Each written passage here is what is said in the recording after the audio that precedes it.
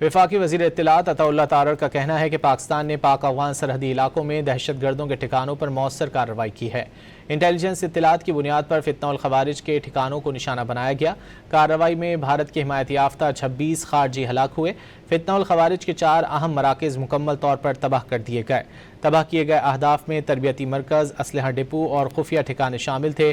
Commander علیم خوشحالی اور اختر جانی خیل کے مراکز کو نشانہ بنایا گیا۔